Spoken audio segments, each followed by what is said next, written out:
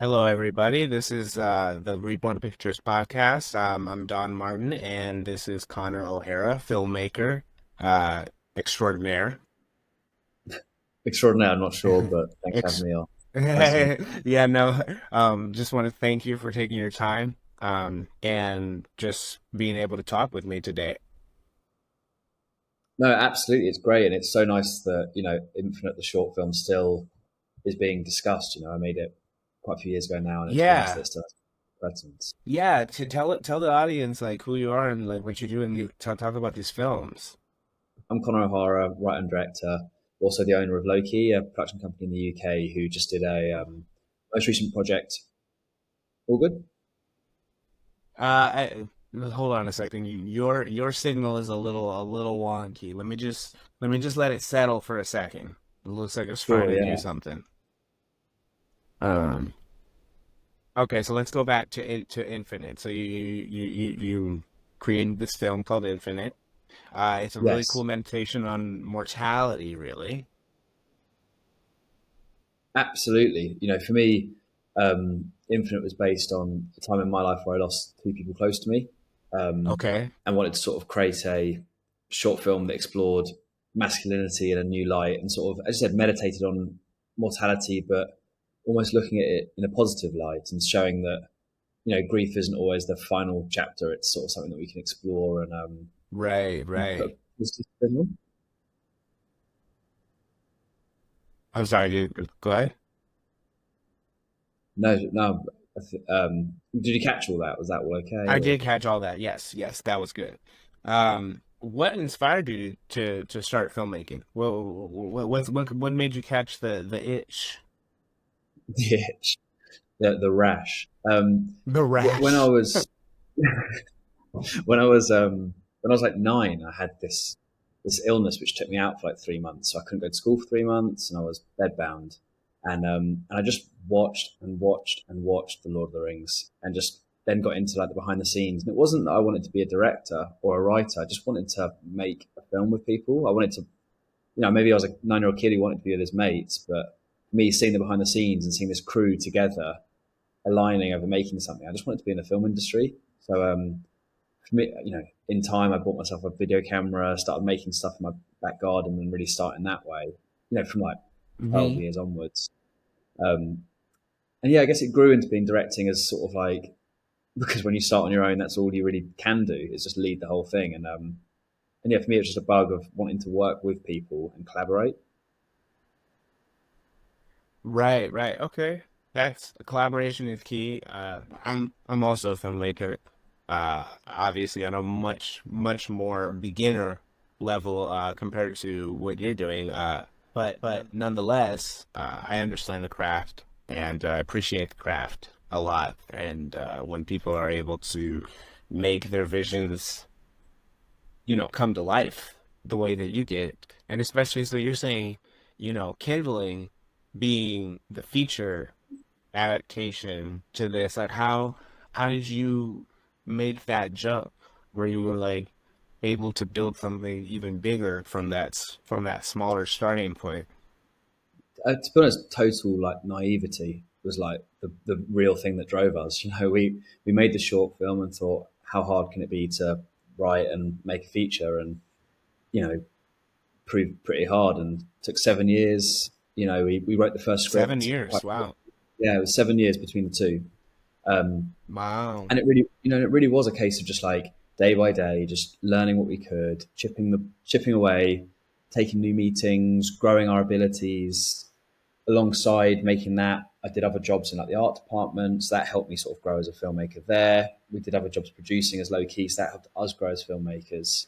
And it really Hmm. was just a case of just biding our time, trying to do things the right way, and eventually, we met the right person at the Berlin Film Festival who opened the door to someone else, um, and eventually, 7 years down the line, we were on set shooting Kindling. That's very to hear.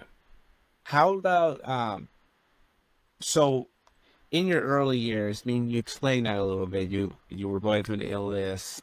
You starting to collaborate. You're doing all of these things that is like setting your creativity into motion. What are some like experiences that stood out in your early years that kind of ended up shaping your passion? Like, what were some of those early things that you learned in the collaboration process Mm. and other areas like that? There was just this really special time around when we started doing things with a bigger crew, where there's like 10 of us rather than just like the two or three of us, where you just Mm, realize that each person is bringing that each person is the most talented person on that set at their job, and that was a really exciting thing to learn. I'd always use the camera myself, and suddenly you're working with someone who's got an expertise beyond mine, and it was so exciting to feel them bring that level. And it sort of got me to like think that, I guess there's been this way of seeing the film industry and seeing directors as like the top of this kind of, there's not a hierarchy as such, but the top of the chain. And I think mm, I started seeing it more as like the director being like the plug hole in a sink, and like you've got all these amazing voices that all like feed into that plug hole, and it's got to come out as like one right, condensed stream.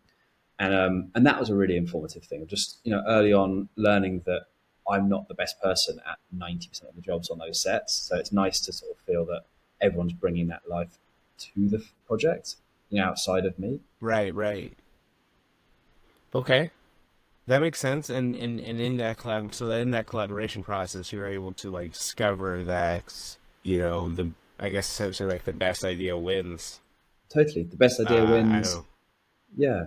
And also when you're making something like Uh, Kindling or Infinite, when there's heart there, everyone's kind of connected to that same theme, and it's really special to then feel like, yes, you're making the film for an audience, but the first people that read the script are the crew, and it's nice to feel that they're almost your first audience and how they interpret it, of and then bring course, their of level of like course. development to it. It's just, it's just the first stage of the project that kind of allows you to start seeing it as a finished piece. It's really special to start just opening up. That's good. That's great. I think that's really informative. What about, so like, how would you describe your journey in the industry? Like, it's it coming from the indie perspective and coming when you're having these meetings and all of this, are you able to feel like you've had a general positive reaction to your journey, or has it been something that you have to primarily endure in order to get your dreams crossed?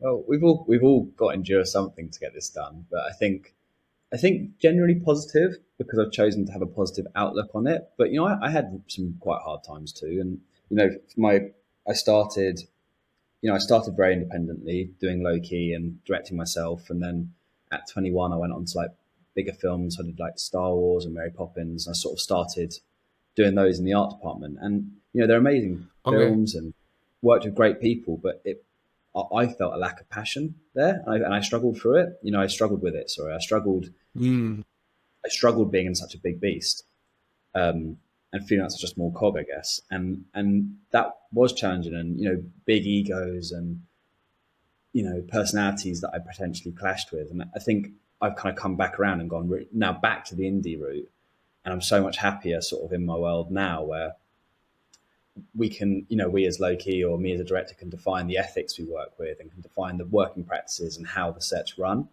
And for me, that's where I get right. the most happiness, is like knowing that everyone we work with feels comfortable, safe. That's almost that's that's not the journey that I thought I'd go on, or not the answer I thought I'd find. But through the process of working, I've realised that's what gives me the most pleasure is how people are feeling on our jobs. Right, 100%. Um, what about like how would you describe? Well, actually, before I ask that question, like, are there any specific challenges that you encountered along the way that you were like, this is something that really is kind of shaping my either my process or my career or even this project? Yeah, I mean, absolutely. Like when we got some offers to make Kindling into a film different than what it ended up being, we were trying to pitch this quite like meditative exploration of masculinity drama, Win-win. essentially. And, we had some people come up to us be like, we don't want to make that, but we'll help you make a vampire film with a similar theme that's got the same characters and switch it up. And I think there was these few like not poison chalices, but like carrots that were dangled to us to sort of that could have led us in the wrong direction to make the film that we didn't want to make. And it was always so important to us to sort of stay true to ourselves and make sure that we made the Mm-hmm. film we wanted to make. So you know, those they were definitely like challenges because it's almost like challenges that test your integrity more than anything else. Uh, and in testing, so and you feel like in testing that integrity, you're able to become a stronger artist as a result. 100% because it's almost I can't think of a good analogy for it, but it's almost like a little like mousetrap where it's kind of trying to lead you to the exit, you know, or a little like Mm-hmm. you know, there's that game Marble Run where you're trying to get the marbles to the end. It's sort of like you've got to have those sort of obstacles that kind of make you think, do I want to go that way or do I want to go this way? That sort of test you and make you think, make you really realize what you want. You know, we got a financial offer to make Kindling for triple what we made it for in the end, but make it very differently. And you know that Mm-hmm. was a big decision. You know because it was probably 2 years before we made it. It was for a lot more money than we wanted. It would have you know been a big deal or like a big financial deal. But I thought the creativity would have gone, and it wouldn't have been the Mm-hmm. film I wanted to make. So that was a real hard test. But I'm so proud of us, me, the team, for Right. choosing to not go with that and make a film that we felt was important. Mm-hmm. Um, that's great. So I just want to make sure I didn't. No, I didn't ask this already. Okay, so your own artistic approach. If someone were to ask you, like, hey, can you summarize that your directorial approach in like a couple sentences? How would you describe it? It's so challenging, isn't it? Because I think every director wants to be open, doesn't want to be pigeonholed, but does sort of have a Mm-hmm. voice in some way.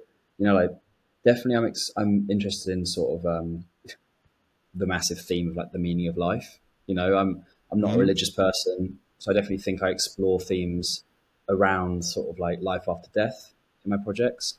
Okay. Um, there's definitely like an interconnectivity between like humanity and nature, and how sort of Mm-hmm. you know in Kindling there's a lot of sort of shots that sort of tie those two sort of themes together and how we sort of have an interconnectivity. But I guess I always want to find like the light in dark times as well. You know, I don't want to make a film that you know Infinite and Kindling both explore something that's quite hard, but I believe do it in an Right. uplifting way. And you know, from watching Infinite, I hope you felt at the end when the boys were all around the fire and they're circulating it, Mm-hmm. there's an uplift there. Like, yes, there's a sadness that's Yes. coming eventually, but there's a real kind of like underlift of being like we're yes, it's sad that we lose people in life, but we're so lucky to have had them. And I kind of want to make films that sort of remind people that yeah, life can be hard, but we've got to find like the happiness and joy in that. That's great. I mean, does that feel like something that's a good response to how you say the world is currently right now? The media, the just the general attitude that, and I'm not talking politically, I'm just talking just in general, it seems like the overall temperature across the world in media is very dark, cynical, Totally. angry. Yeah, and I think you know that's what I see my voice as a filmmaker as being. It's like yes, it's a dark time right now. It's an angry time, but I don't feel angry as a person. You know, like Hmm. I want to be able to you know still live a good life, and I guess that's sort of feels like my responsibility in films is to sort of like remind people that yes, there is shit going on, and yes, there's really hard situations afoot at the moment, and you know I'd say it's a really hard time generally just to be alive. but To be but alive, right? Exactly. yeah, like right now, but there are like beautiful things we can focus on, and there are things that are really important. And you know, you boil Kindling and Infinite down to what they're about. Is it's about loving your friends and loving your family. You know, Kindling, Infinite being about loving Hmm. your friends, and Kindling being about loving your friends and family. And I think just reminding us that even in a world where like there's so much bad things going on, there are always things that you can kind of like root yourself within, like family, friends, Hmm. love. Yeah,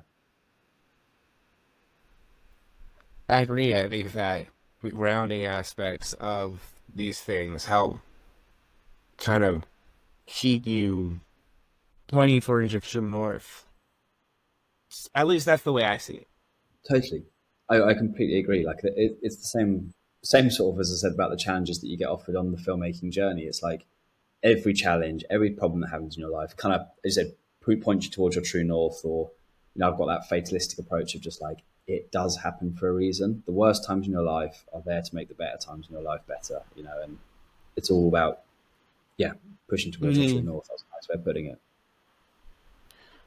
Yeah, I mean, I think a lot about that direction, especially as an artist. And speaking of that in direction, excuse me, your own process when you're starting something to completion, like how is your internal process in terms of, I know everyone is different. Like Mm. they're gonna start a project out and maybe they're great at at the whole writing process and things slow down for them and pre-pro and other aspects, or maybe the writing's flawed and everything else is Yeah. moving better. How what are some moments that you have in that process where A, what are some of the ups and downs, and then B, what are some of the things that you feel that is a different approach for you and maybe unique to you in the way that you execute these projects from beginning to end.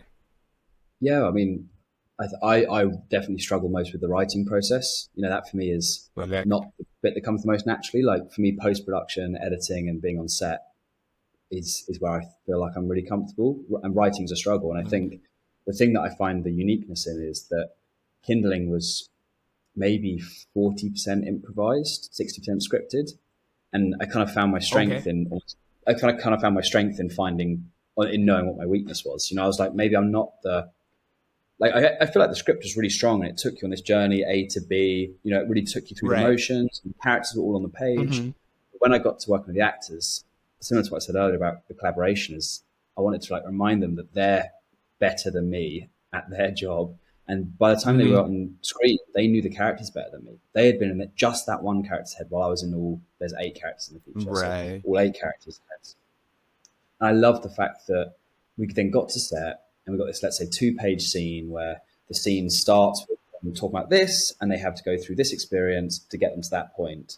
I just remind them that that's the journey, and they would improvise around the scene and they'd find little moments, they'd throw things at each other. And I loved creating an environment where the actors could do that and be the best versions of themselves and improvise and almost like make me look better and make the script look stronger from them having a real strong ability. Right. So I guess, yeah, my unique approach would have been totally just leaning into that sort of structured improvisation and giving the actors the floor.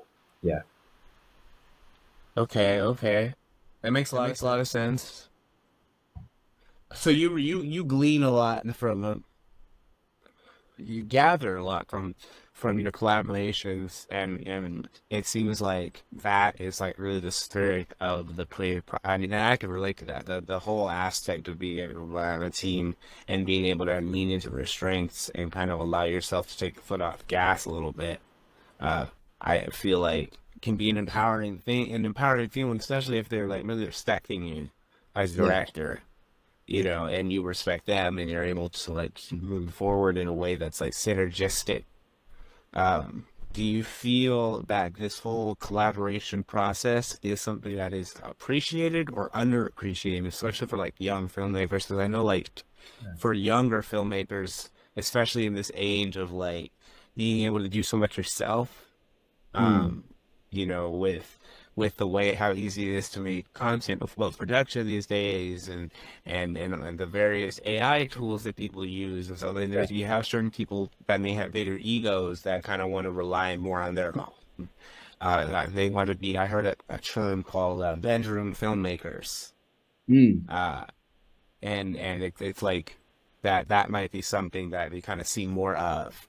Uh, yeah, is more people trying to kind of separate a bit from that collaboration and try to be a little more siloed in their creative processes, which from my perspective, I don't really vibe with it. Now, I don't think it's wrong. I just don't really vibe with that. How do you feel in general about like young filmmakers kind of coming in this world where everyone's kind of pushing this whole like individualistic thing where you're not really as focused on team building and collaboration?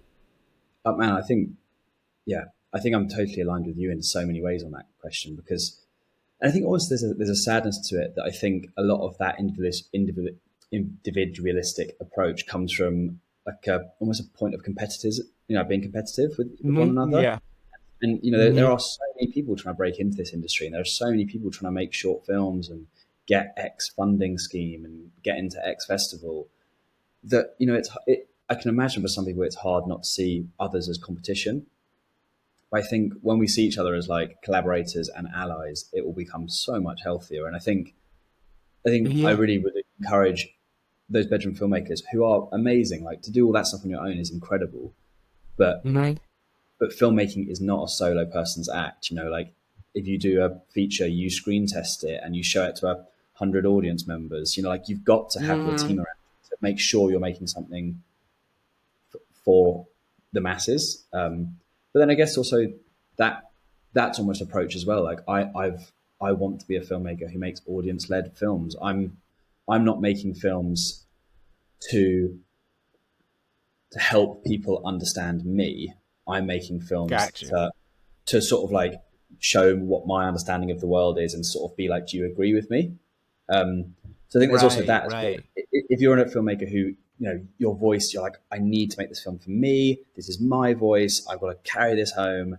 I can understand how you might turn a bit Yeah. more individualistic. Whereas for me, where I'm like, I think I feel this way. I think I want people to understand me. Let's understand this. I guess I'm trying to pull other people in to sort of see if they have a shared understanding of me. That makes sense. Right, right. Okay. That makes sense. You've already kind of gone over this a little bit. Behind the scenes insights on directing your films. Let's go back to kind of like the editor filmmaker thing. Someone who's really wants to get into this, but maybe they need to step into collaborating. Maybe they need to step into some team building. Uh, what do you think are some other approaches when they get into that place? Hmm. When they accept that they need a team, they go into it, they have collaborators. What are some of your personal insights that you're able to share? I've been really lucky to have sort of like a right hand throughout this whole process as my producer, Jamie. And I think it's really important to like try and as best as possible find that right hand. But I guess when you're starting out and you're trying to meet those collaborators, you've just got to remember that everyone's in the same boat. And, you know, especially if you're a director or producer, like if you're looking for your collaborators as being like DOPs and writers and production Hmm. designers and actors, they can't move unless you're making things move. So I think to remember that you've Hmm. got like a real asset in having a story to tell, and you know, in that you can like drive the train, so to speak. We've also said, I think one of the strengths that we've had through making things is has always been we've always said like we set the destination of the train and just get that train moving, and we say we're going to shoot this film or this short film, we're doing shorts in 3 months, and you can either get on the train or it's going to keep moving, and we will make that film anyway. And I think that's always been helpful is setting this goal, not Hmm. waiting for everyone to get on board and then moving, just being like, I am doing this project and I will make it no matter what. And I think for bedroom filmmakers who are looking to expand their team, who are looking to do that short film, that's that step up from what they've been doing so far, just set a Hmm. date, start moving it forwards, and things will align. Because you'll get to a point where like we need a DOP. So how do we get that? Do we post something on Instagram? Like you just things amass around you, and I think as a director producer, someone who can lead the charge, I think you very much have to be Hmm. focused on leading that charge. Okay. Okay. That's good insight. I think that's going to be really good for a lot of people to hear. Let's go Hopefully. into inspiration. What are your favorite films and like how they influence what you do? I had this conversation last night. Actually, I would say there's the letterbox top four, isn't it? And Mhm. I've said it'd probably be like Lord of the Rings, but as one film, just in order, because that counts as You one. see all, yeah. Yeah, yeah, for the three as one. Um, Almost Famous. I love Almost Famous. Almost Famous is good. That's great. Yeah, there's a beautiful film called The Descendants, which is an Alexander Payne film, which to me is Hmm. just like so delicately done. And I can't really think of the fourth one, but it'd be something like something like How to Train Your Dragon or Moulin Rouge or something just like really fun and like energetic. But for me, Okay, that's the, cool. the filmmakers that I love the most are, you know, it's Richard Linklater, Alexander Payne, relatively meditative, explorative of like people going Mm, through situations that are relatively unique, but lifting it up in a positive light again. I've always said Peter Jackson's my hero, but it was more the thing that I loved about Peter Jackson as a director was how he seemed to run that set on Lord of the Rings and how he managed to keep his personality so paramount in just like being kind to all the crew. And I've always seen that as a big reference for me as well. Is not so much him as a filmmaker and what he tells, but him as a filmmaker and yeah. how he works, how he seems to work with his team, and how he doesn't. There are masterful directors out there who you just know are Hmm. quite hard work, and I just don't align myself with that. I think we can all be good Okay. people, kind people, and that's an inspiration to me as someone who can make things at the highest level and do it with kindness. And I was lucky enough to work with Ryan Johnson on uh, the Star Wars film I did, and he was exactly that: kind, respectful, took people out for dinner, knew everyone's name. And I just thought if he can do it at a point where he's got 3,000 people in the crew, anyone can do that, you know?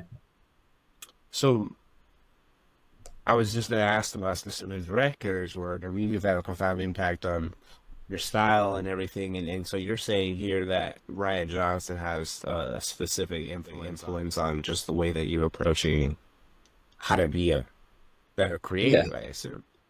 Yeah. Like I'm not, I've seen a lot of Ryan Johnson's films, but I'm not going to say he's my favorite director. I like all his Mm-hmm. films, but they're not like my favorites.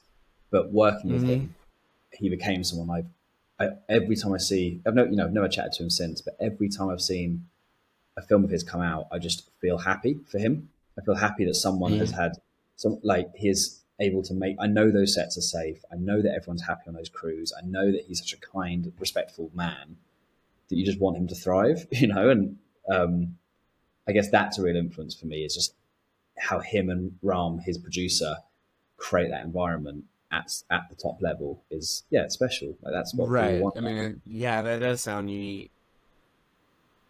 Yeah, I think so, and I hope it becomes less unique the more other filmmakers work with people like him and see that you don't need to be a tyrant. You don't need to be that person, Yeah, you don't need to get a jerk, right? right, man? Like you don't need to be a jerk or treat anyone that they're lesser than. We're all lucky to be doing this. Like if you get to work in the film industry and be paid, what a luxury, man! Yeah. What a luxury,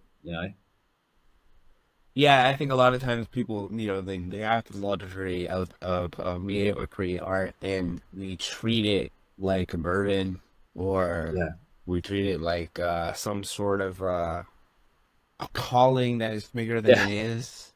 You yeah, know, like we act extra self-important about it totally. sometimes, Like, no, and so we're the I think, lucky ones. yeah, Man, I'm very yeah, fortunate. I'm very fortunate that like two of my close friends are like fire officers and nurses, and I can have a stressful day, hmm, and I chat to them, and they're like, "Oh, I had to reattach someone's arm. I had to save someone from a burning yeah, building." It's like, no, we're the ones that are able to have to provide to other people an escape hmm, from frankly really responsible jobs. from real life, yeah. Reality. Yeah, Exactly. We're giving a service that allows people to take a couple hours or 1.5 to a couple hours to kind of reset mentally exactly. Totally. We help them escape from their like jobs which frankly because they're make the gonna world. have to go back to it. Yeah, totally. And those jobs make the world go round. Our job Exactly. doesn't. It's a real luxury No, that right. It helps you know, satiate though what's going totally, on, in society. I think because totally it it's does. Yeah, cathartic. Catharsis is so important, right? absolutely. That's our responsibility. Our responsibility is to Mm-hmm. provide that cathartic release or help explore things that are going on. Help explore a situation that a mass audience might be wanting to understand deeper. That's what Right. I look at what Barbie did, and Barbie I think just helped a mass audience understand a situation far deeper. And that was like for me, what was the beauty of Barbie is that it just kind of Hmm. it kind of. I've heard some people say, oh, it's like simple feminism. And it's like, but maybe it's just maybe it's just raised the base level bar, and maybe it's just like increased all the like the base level knowledge to a certain peak, and it's got people talking about it. And I think that's what films should be doing, right? Is they should be pushing things forward in their own way, and that for Mm, me hit mass audience who suddenly are talking in a whole new light, and that's fucking very cool, you know? yeah.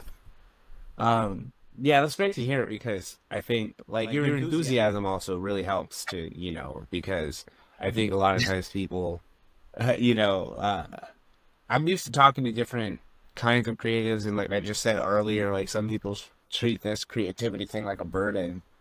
Mm. They're not, Mm. and they're not really like talking about kind of the aspects that you're talking about that really kind of bring life to the director, to the crew, to the, a lot of Yeah. times I think people might focus on what makes this job hard.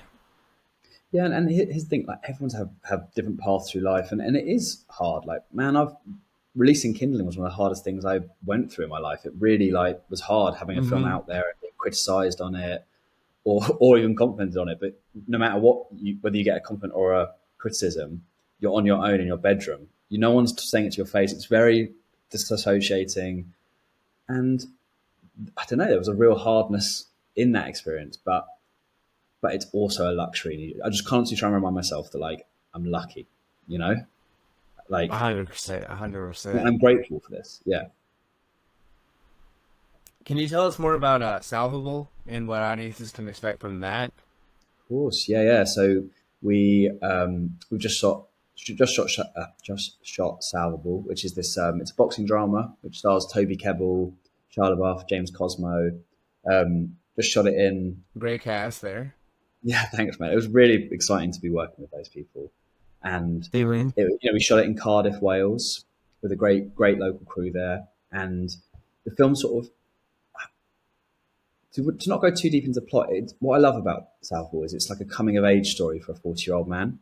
It's from like a working class town. You sometimes don't know what your escape route is, and sometimes you make the wrong choices when you're 18, which make you the person you are when you're 40. You stay in the same job that a lot of my friends growing up would stay in the same job that their dad did, and it kind of those communities can kind of keep you there and not let you go. And it's Salvals the conversation between someone who at 40 decides, can I change my stripes and can I get out of this small town and Mm, essentially change my life around that's a little bit. And I interesting. think, yeah, and I'm really proud to have made again like a working class drama that for a Working 40 year class old drama. man, a working class drama that for a 40-year-old man shows them Mm, that they can make choices. In Southpaw, maybe he doesn't always make the right choices, but it still is a film that explores the ability that you right. can change your life at any point. Well, isn't that the great thing about film? Is never always about whether it was right or wrong at that time. Yeah, It's just about watching someone make those choices. Because sometimes those people are in the films are going to make choices that we want to make, or maybe that we think about making, and sometimes we yeah. just going back to catharsis. We need to like see it play out and watch it We, happen, and then we oh, we might do, decide whether or not, yeah, we might decide whether or not that's for us or not, whether we want to explore that in real life or if we just want it to stay something that we just watch on a screen.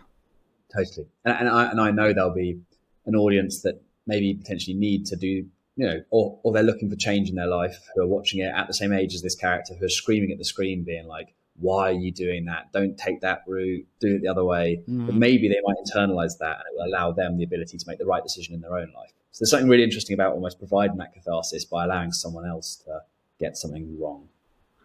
Well, and you don't know how the catharsis is going to influence the audience. Like, there's a story that I remember. Um, the film that Denzel Washington is in. I don't know if I already covered it. Man on fire. Yeah. Uh, uh, there was a person who had stopped Denzel years later in public and had pulled him aside and said that he had watched Men on Fire, and his depiction of an alcoholic really caused the guy to self-reflect and to put Mm. down the bottle. Uh, and Denzel had said, like, you don't know, like, what. is gonna necessarily do something for some. What's gonna be the trigger that can possibly help make their life better? And obviously, as a filmmaker, you're not in control of that. Like when you're making these films, you're making whether it's Kimberly, Salvo, or these films, like you want audiences to be able to have a certain reaction to it, but at the end of the day, you're kind of just sitting back and letting like the dominoes Yeah, fall. you are, man. Totally. In a similar vein, I don't know who's watched Kindling in the world, obviously, but we put a scene in there Hmm. where all five young boys check their. If the film's about a boy's losing his life to the subsequent effects of testicular cancer, and we put these five 21-year-old good-looking lads on screen all checking their testicles. And I hope and We, pray that that will mean that someone down the line will check themselves and maybe find something where they need to. Um, and in a similar vein, I had probably the most like profound experience through Kindling was we were in Phoenix, Arizona, screening hmm it, and this woman came up to me at the end of the film, and she was like, I've been told I've got 3 years to live. I'm 3 years into that. I heard about your film. I've come to see it on my own because my biggest fear is that I won't be remembered. And and she was just like, and because all Kindling's about is the fact that if you've lived and you've had like just the effect on one person, you will be remembered because you've had an impact. And it was just really special to have that conversation with her, someone who actually I can't change her life and I can't stop the awful thing that's happening to her. But I really was proud of us for creating a film that allowed her the knowledge in the final, however long she has left, to know that she'll be remembered. Like that was really, really so beautiful to have. Yeah, that's really cool. Let's go back a little bit.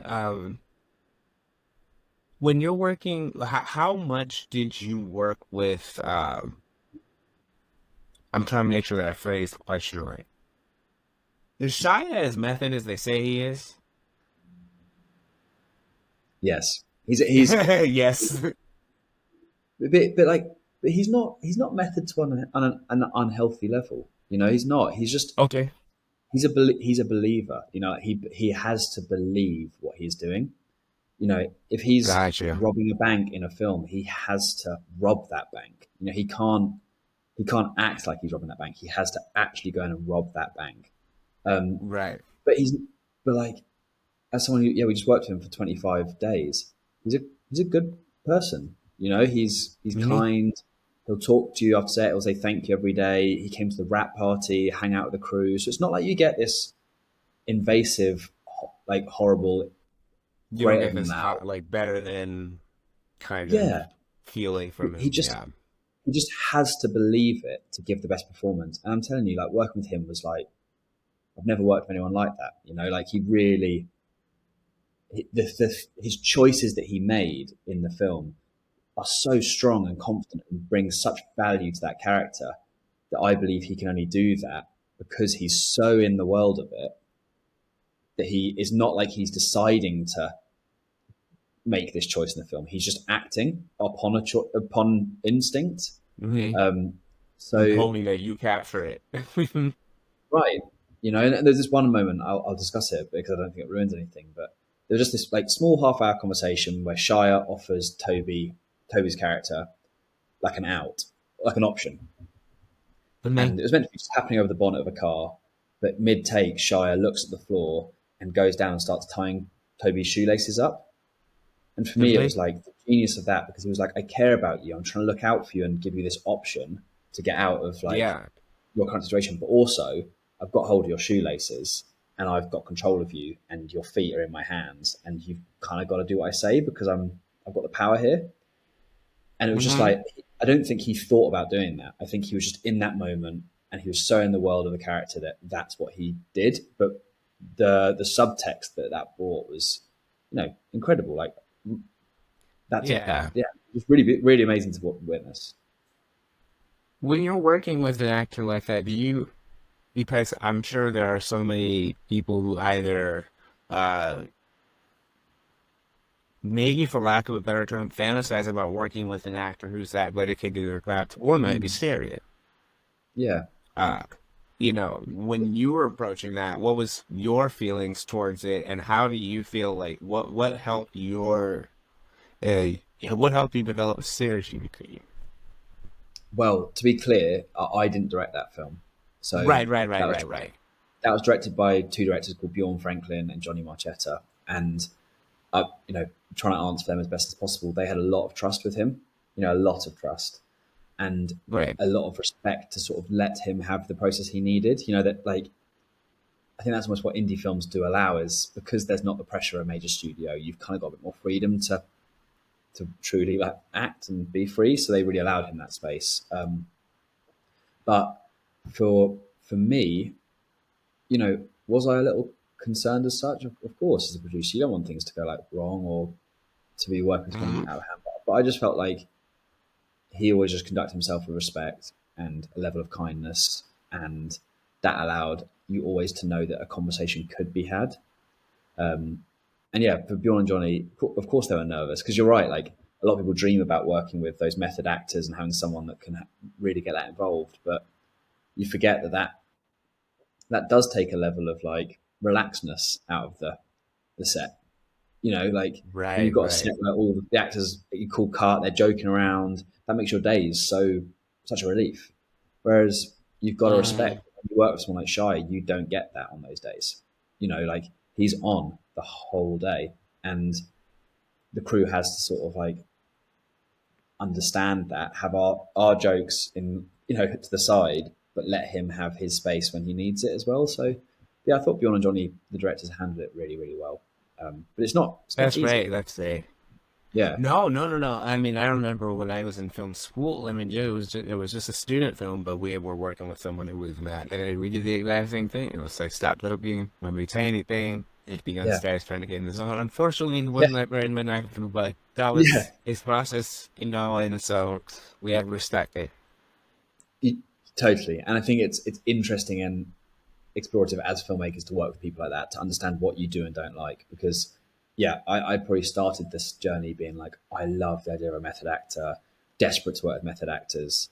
But then, I've worked with actors who can just switch it on at the exact right moment and deliver such beautiful performances. And then as soon as you call cut, they're joking with the crew, they're laughing about, and there's merits to both. 100%. I mean, I was directing a short at the beginning of the year, and my actress, she's not really fully method, but she does fully turn on those emotions, and her character had to be Mm. angry a lot. So a lot of times she was kind of pissed throughout the whole day.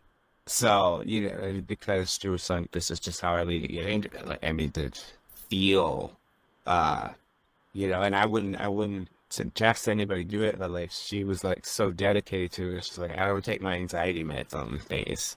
Yeah, Uh, yeah, and so it's like, well, I'm not going to say that we should do that path, but yeah. it is interesting because I think she was learning, I was learning, that whole process of being able to deal with the realities of the emotion. That you're right, it's not for everybody, it's not always just like turn it on, cut, No, joke, and just, act like you want wordy.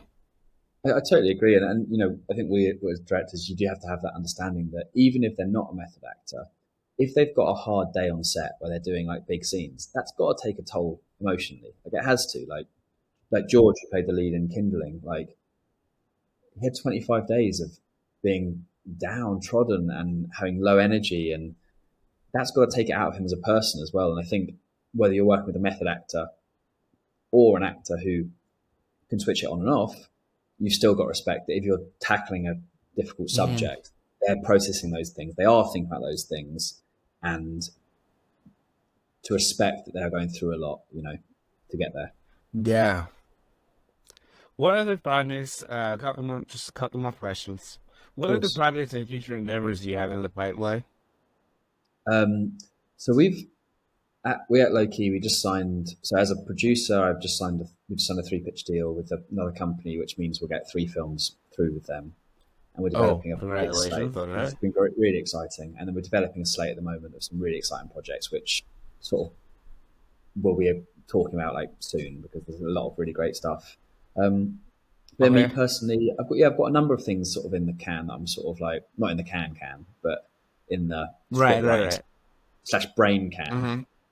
which I'm looking to Right. move on soon. You know, I've written a project about sort of the devastation of like coastal erosion in the UK, where where houses are literally falling off our coastlines into the sea, which I know is happening in Los Angeles as well, quite a bit, of homes that are I just didn't know eroding. that. I didn't know Yeah, that. homes that are just eroding into the sea, and I'm sort of writing a story about the the connection you have to your home and what that means and what happens if that is being physically taken away from you by nature, which is something that is so out of our control.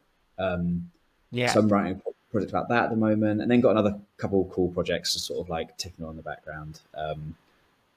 More sort of going into this looking of like essentially like a look at mythology. I think it's been I've been quite fascinated by the fact that we explore Greek mythology, Viking mythology to such an Mm-hmm. extent, but we don't know like Britain especially, like we don't know our own myths, we don't know our own origin story. Like you ask you ask Oh, okay. anyone about you ask anyone about who was the first person to arrive on the shores of Britain, and I don't think they can give you an answer. Whereas there's some really interesting myths about how England and Britain came to be that aren't being explored, Okay. and I want to go deep into that and understand and portray on film those stories. Yeah.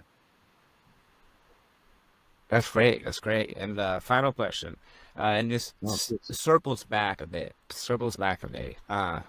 What advice would you give to the aspiring filmmakers that are like looking to you and on a very superficial level are like, that's where I want to be.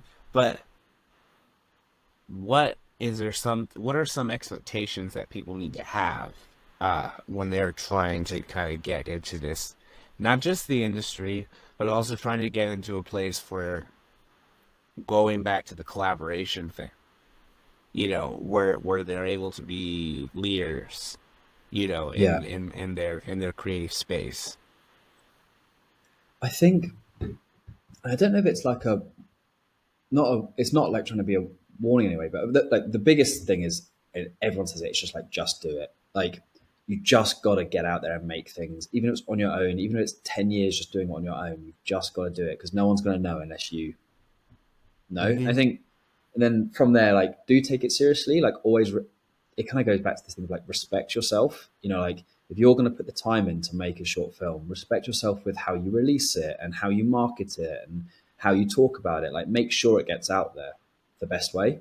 And I think that's all about Hmm. self-respect almost. But then I think I'd say a big thing that I've learned, and it's given me a lot of happiness, is just take it easier on yourself. You know, nothing good happens from just burning out, doing 15-hour days, chasing this dream. The idea for Kindling came when I was hanging out with my friends. You know, the idea for my Mm. next film came when I was on holiday and I read a book. You know, it's like all your like ideas and creativity for me, sorry, at least, has come from my real life. And I think don't hunt this thing down to the sacrifice of enjoying your own life. You know, because I think if you want it enough, you'll get it and you'll make it happen for yourself. But just make sure you Hmm. also enjoy just the day to day stuff because that's when I think the real Right. it was like the more you enjoy your personal life, the more you're like, oh, I'm going to kill this next project. I'm going to like really be good at this because I'm having such a good time in my personal life. So I guess That yeah, makes sense. Building yeah. So I from the guess inside. yeah, just do it, respect yourself, and have like personal boundaries to allow yourself a life outside of this industry because otherwise the chase of needing it Who will seeks drive you you? mad. Yeah, Yeah, and, of and it's course, of and there's course. and it's out of your control. You know, to a certain extent, all you can do is be good, respect yourself, keep putting out good things, keep telling stories, but and be a decent person. But you can't help, you know, you can't help. It's going to take a while. Yeah, You know, yeah, right, exactly. 100%. yeah. Well, thank you so much for all of your insight. You gave more than enough information for I think a No, lot of just people to digest. little And blabbermouth. no, I mean you what I mean that in the best way possible because I think a lot of times I hear interviews with people and it's just like, oh, give me more. Yeah, Like tell me yeah. more about your internal process, what you're going through. Don't just like talk about the film and move on. So I appreciate you giving all of your info. Oh man, I love filmmaking. I want anyone who wants this dream of making films to have it, you know? And I Mhm. think, trust me that I'm an example of someone who has just tried to do it and still aren't like succeeding, thriving to a massive level, but it's super possible if you just put your head to it. Well, thank you, Connor. I really appreciate your time. I'm sure the people are going to enjoy this conversation a lot, and I look forward to talking to you in the future. Please, good luck with all your projects, and I appreciate all the time. Thank you. Thanks so much, Dom. Great to chat. All right, great chat. All right, Connor, have a good day. Cheers, man.